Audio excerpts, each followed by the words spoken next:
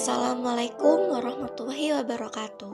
Halo, perkenalkan nama saya Indri Ayu Fahmi Gunawan, mahasiswi PPG Prajabatan Gelombang 1 2024 Universitas Jember. Nah, pada video kali ini saya akan menjelaskan mengenai praktik baik terkait penerapan scaffolding pada ZPD atau Zone of Proximal Development. Video ini dibuat untuk memenuhi tugas ujian akhir semester pada mata kuliah Perspektif Sosiokultural dalam Pendidikan Indonesia.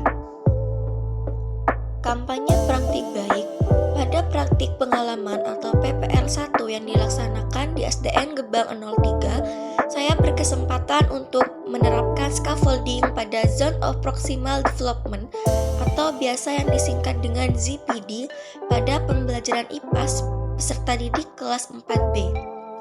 Penerapan scaffolding pada ZPD bertujuan untuk memfasilitasi dan memenuhi kebutuhan belajar peserta didik kelas 4B sehingga mampu mengatasi permasalahan secara mandiri. Intervensi terkait penerapan scaffolding pada Zone of Proximal Development atau ZPD.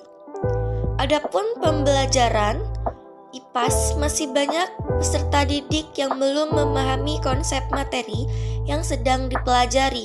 Peserta didik terlihat bosan pada saat proses pembelajaran karena guru hanya menggunakan metode ceramah. Peserta didik tidak berani memberikan umpan balik sehingga peserta didik cenderung bersikap pasif pada saat proses pembelajaran. Bukan hanya itu, peserta didik juga terbiasa melaksanakan pembelajaran yang disamaratakan tanpa melihat perbedaan latar belakang peserta didik. Melihat kondisi pembelajaran tersebut, permasalahan pembelajaran IPAS di SDN Gebang 03 akan dapat diatasi dengan menerapkan metode scaffolding. Metode ini dapat memfasilitasi guru dalam melakukan bimbingan berupa bantuan bagi peserta didik yang membutuhkannya. Seperti arahan untuk peserta didik dapat mencapai tujuan pembelajaran, bukan bantuan yang sifatnya memberikan jawaban langsung terhadap persoalan yang dihadapi peserta didik.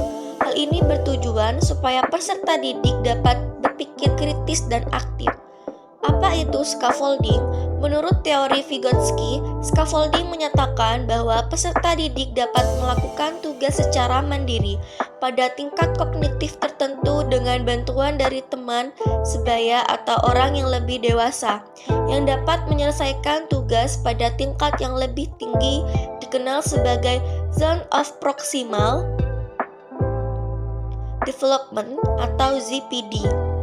Metode scaffolding ini dapat memfasilitasi guru dalam melakukan bimbingan berupa bantuan bagi peserta didik yang membutuhkannya, seperti arahan untuk peserta didik dapat mencapai tujuan pembelajaran, bukan bantuan yang sifatnya memberikan jawaban langsung terhadap persoalan yang dihadapi peserta didik.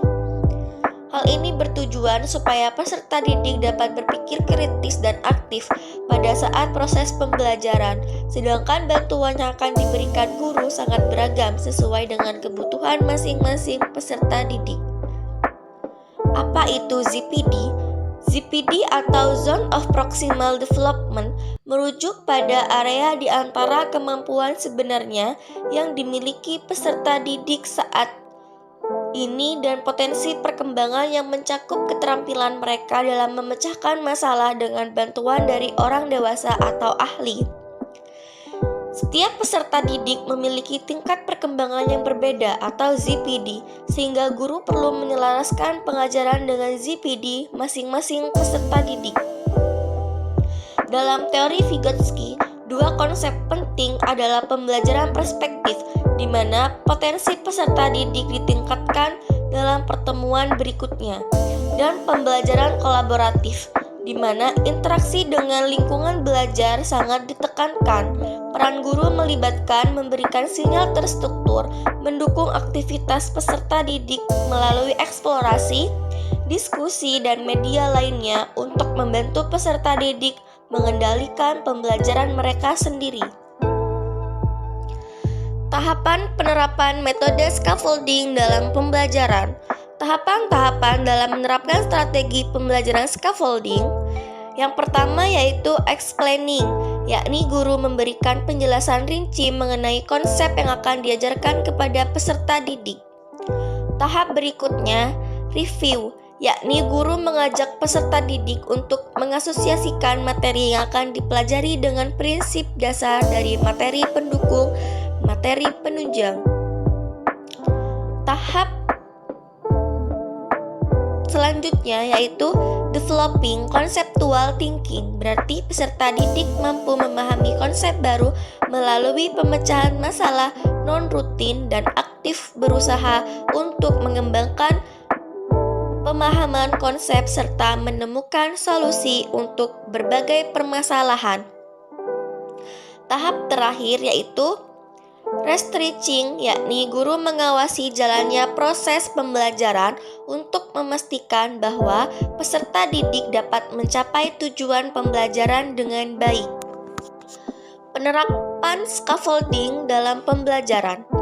Penerapan scaffolding pada Zone of Proximal Development atau ZPD kelas 4B SDN Gebang 03 Jember, mata pelajaran IPAS materi aku dan kebutuhanku dilakukan melalui perancangan kegiatan pembelajaran yang disesuaikan dengan usia peserta didik, yakni dari umur 9 hingga 10 tahun.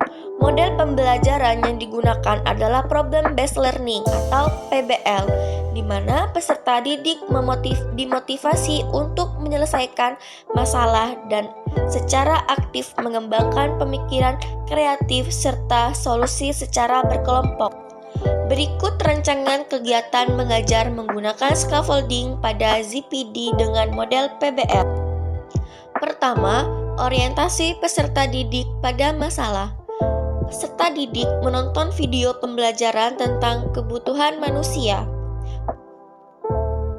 Kemudian, peserta didik melakukan tanya jawab mengenai materi yang telah dijelaskan. Pada tahap mengorganisasi peserta didik untuk belajar, guru membagi peserta didik dalam beberapa kelompok belajar terdiri dari 4 hingga 5 peserta didik berdasarkan tingkat perkembangannya. Pada pengelompokan ini, kelompok dibuat secara heterogen. Tujuannya supaya setiap kelompok memiliki kombinasi peserta didik dengan berbagai tingkat kemampuan sehingga peserta didik dapat saling menguatkan dan belajar satu sama lain. Melalui pengelompokan, menurut ZPD, peserta didik dapat merasakan lingkungan yang inklusif di mana mereka tidak hanya belajar dari guru tetapi juga dari interaksi atau kerjasama dengan teman sejawat. Selanjutnya, peserta didik menerima LKPD untuk mengisi tabel kebutuhan prioritas. Pada tahap membimbing penyelidikan individual atau kelompok, guru melakukan bimbingan kepada peserta didik terkait aktivitas belajarnya menggunakan metode scaffolding. Scaffolding ini diberikan saat peserta didik melakukan kegiatan diskusi. Selanjutnya, peserta didik mengisi LKPD sesuai dengan langkah-langkah yang sudah dijelaskan oleh guru. Kesulitan pengerjaan LKPD ini, guru telah menyesuaikan dengan taraf perkembangan peserta didik. Kemudian, guru melakukan bimbingan kepada peserta didik terkait aktivitas belajarnya menggunakan metode scaffolding. Nah, scaffolding ini diberikan saat peserta didik melakukan kegiatan diskusi di mana guru berkeliling setiap peserta didik atau kelompok untuk memastikan dan mengkonfirmasi dari apa yang mereka kerjakan pada LKPD serta memastikan apakah peserta didik bekerja di dalam kelompoknya dan memberikan bantuan atau bimbingan sesuai dengan tingkat perkembangan kognitif masing-masing peserta didik. Kemudian, semakin lama secara perlahan-lahan, peserta didik akan diberi tanggung jawab dengan mengurangi bantuan yang diberikan hingga mencapai pada tingkat kemandirian peserta didik dalam mengerjakan tugas. Pada tahap mengembangkan dan menyajikan hasil, peserta didik menuliskan hasil diskusi ke dalam lembar LKPD, Kemudian peserta didik secara berkelompok bergantian melakukan presentasi di depan kelas. Pada tahap terakhir, menganalisis dan mengevaluasi proses pemecahan masalah. Peserta didik menyampaikan kendala atau masalah dalam melakukan diskusi.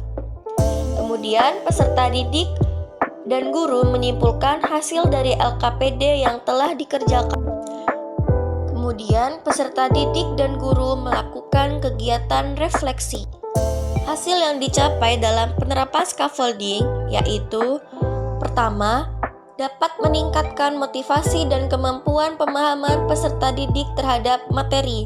Kedua, peserta didik dapat berpikir kritis, aktif, serta menjadi lebih antusias dalam mengikuti pembelajaran serta merasa aman dan nyaman. Ketiga, meningkatkan keinginan belajar, kemampuan berpikir kritis, keterampilan pemecahan masalah, serta kemampuan berkolaborasi peserta didik. Keempat, peserta didik berani dalam menyampaikan hasil diskusi pembelajaran sehingga pembelajaran menjadi berpusat pada peserta didik. Pembelajaran dan replikasi. Scaffolding dapat mengurangi kesulitan yang dialami peserta didik dalam memahami materi pembelajaran, terutama dalam mata pelajaran IPAS. Dengan menerapkan scaffolding, peserta didik dapat mengembangkan kemampuannya sehingga tujuan pembelajaran tercapai secara optimal. Penerapan scaffolding dalam zone of proximal development dapat menjadi pendekatan pembelajaran yang dilakukan oleh guru sebagai wujud pelaksanaan pembelajaran yang berpusat pada peserta didik, serta membantu peserta didik menyimpan informasi yang dipelajari ke dalam memori jangka panjang.